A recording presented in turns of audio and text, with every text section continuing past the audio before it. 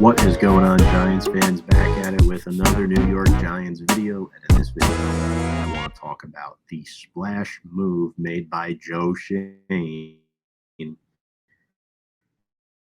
the New York Football Giants. So excited. This might have been the biggest trade on day one of NFL free agency tampering period.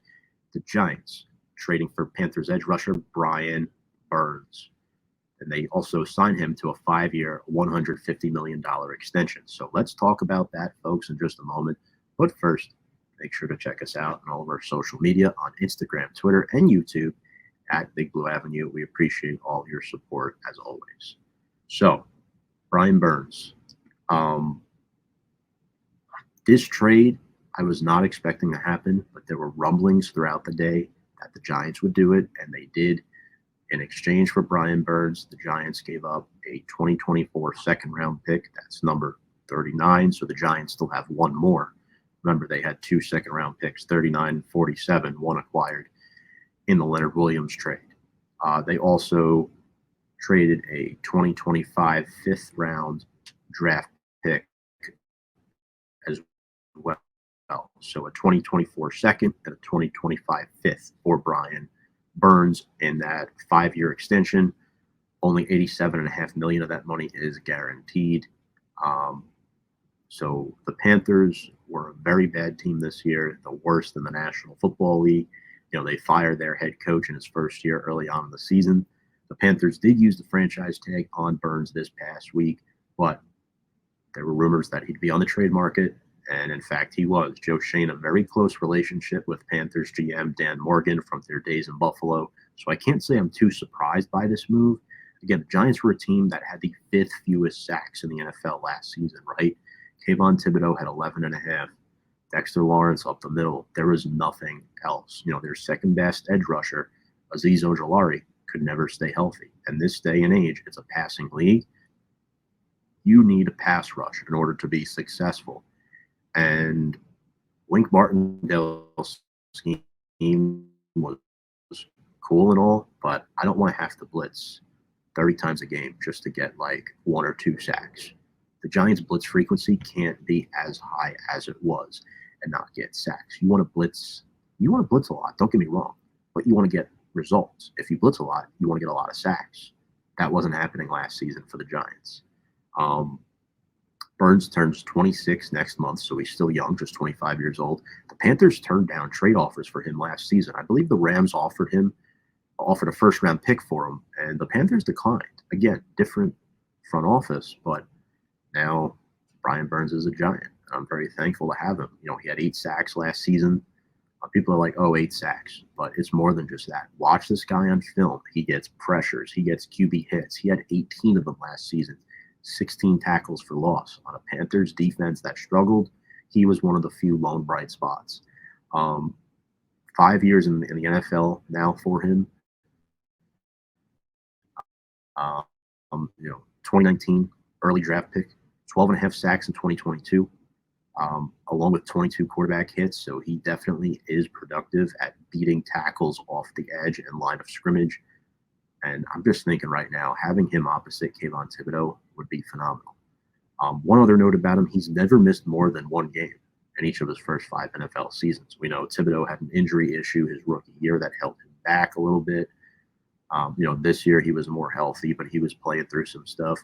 Burns has never really been hurt much at all. So it'll be interesting to see what happens with Brian Burns in blue. Having him come across the edge with Kayvon Thibodeau can also relieve some pressure off of Dexter Lawrence up the middle, right? Guys have had to put 2 guys on Dexter Lawrence. You might not be able to do that now with Burns and Thibodeau coming off the edges, right? The tackles may need some help from the interior guards to protect their quarterback from guys like Brian Burns. His average per year is $27.5 million. With the way the contract is being structured so far. Again, nothing can become official until Wednesday, folks. But here's one interesting note. The edge rusher position is a premium position, right? Giants fans all day have been sort of like, why is McKinney not back? Why is Barkley not back? Why are we just letting these guys walk? Well, Joe Schoen had a plan. I mean, Joe Schoen is playing chess, guys. He knows what he's doing. Edge rusher is a premium position. The average per year that Burns got is the average per year that Barkley got with the Eagles and McKinney got with the Packers combined. Combined. That's impressive. That's impressive. If you break this down, just divide 150 by 5, that's 30 million a year. Well, okay. McKinney got 17 and Barkley got almost 13. So that's 30. That's 30 right there. And that's what the Giants did. They allocated this money towards a position of higher need, which is an edge rusher position. Looking at this now, would you have rather gotten Barkley and McKinney back and no help to improve the team? I think Burns improves the team greatly, right? You got a cheaper running back in Singletary for almost similar production, maybe a little less, but you get the point. And then the same thing goes for McKinney, right? Pinnock was productive last season. I mean, he might not play every snap, but we saw a lot of Dane Belton. They could still draft a safety. Hell, they could still sign one if they want. There's a lot out there right now. The Giants struggled at cornerback too last year. Maybe they want to fill that hole.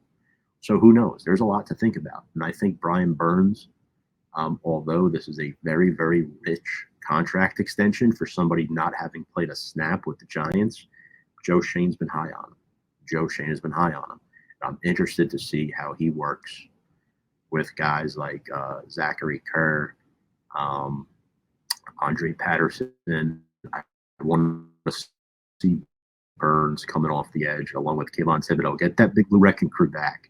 I'm very excited that Brian Burns is a Giant. I mean, this is an awesome day to be a Giants fan, especially if you're a fan of old school Giants football, watching guys like Lawrence Taylor, Leonard Marshall come off the edge. It is definitely awesome stuff. I'm here for it. I hope you guys are as well. Folks, if you like what you watch, make sure to check us out on all of our social media platforms on Instagram, Twitter, and YouTube at Big Blue Avenue. Appreciate all of your support. Without further ado, let's go Big